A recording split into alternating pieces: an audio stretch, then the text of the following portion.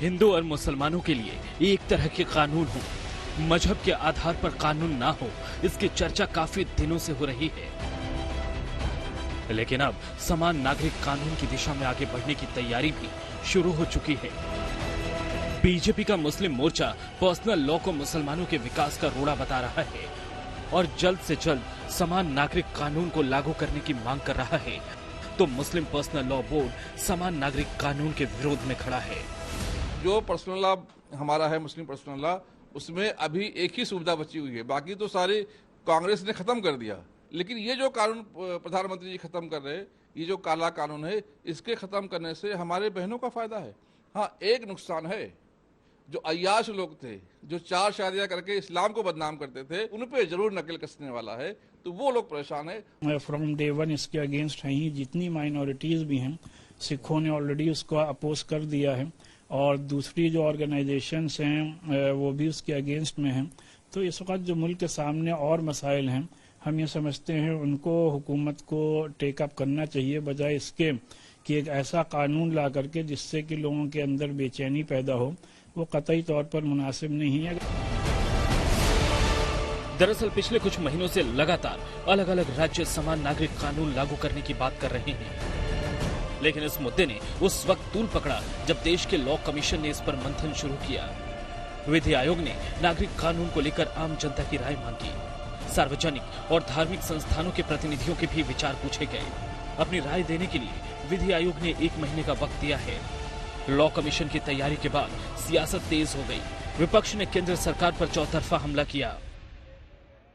समान जो नागरिक कानून है वो समावेशी समाज को सशक्त करता है, किसी भी धार्मिक आस्था पर कोई चोट या वार नहीं करता। लेकिन कुछ लोग लगता है कि जी पर्सनल लॉ जो है हमारा जो है वही सबको संविधान है।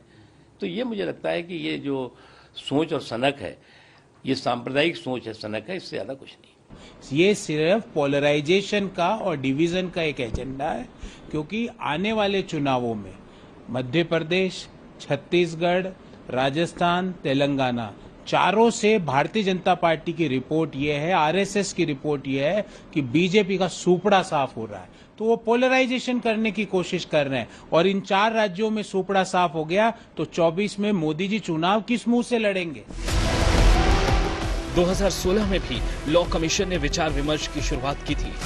2018 में 21वें लॉ कमीशन ने समान नागरिक कानून की जरूरत को नकार दिया था। 5 साल बाद अब एक बार फिर लॉ कमीशन लोगों की राय पूछ रहा है। यूसीसी नहीं है, ये 2024 की तैयारी है।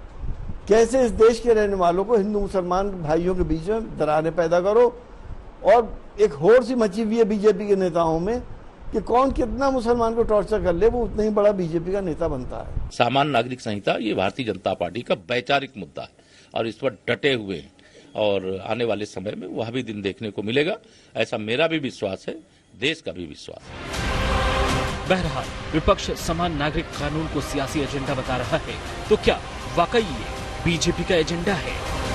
ये सीधा सवाल, आप लाएंगे इसको या नहीं लाएंगे चुनाव से पहले? आप लॉ कमीशन ऑफ इंडिया की रिपोर्ट तो आने दीजिए। सरकार की मंशा तो साफ है ना। क्या है मंशा? देखिए, सरकार चाहे तो ला भी सकती है, सरकार नहीं चाहे तो नहीं भी ला सकती। आपको कोई इंस्ट्रक्शन है इस बारे में? नहीं, अभी तो लॉ कमीशन की रिपोर्ट तो आने दो। इस बीच तेलंगाना के मुख्यमंत्री ने धर्म गुरुओं की राय को लेकर भी सवाल खड़ा कर दिया। ये धर्मगुरु कहां से लाके रखी हुई है?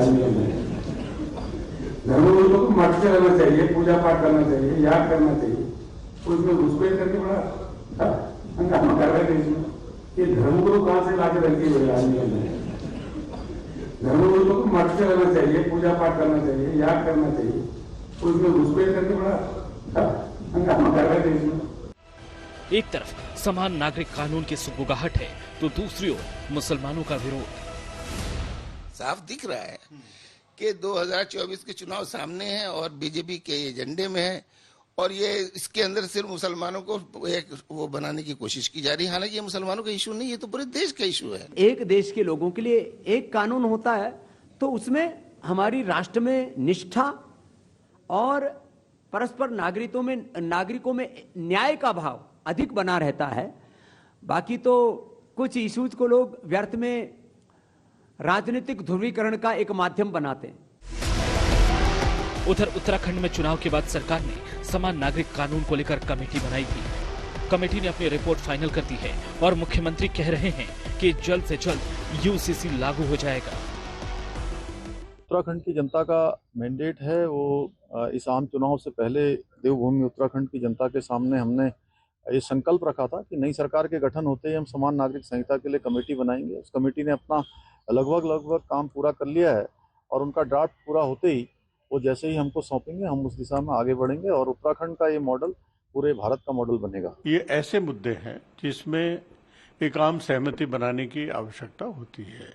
सभी राजनीतिक दल ऑन बोर्ड हों, सभी जो स्टेक होल्डर्स हैं वो ऑन बोर्ड हों, तो जो आम सहमति बने उसके हिसाब से आगे बढ़ना चाहिए।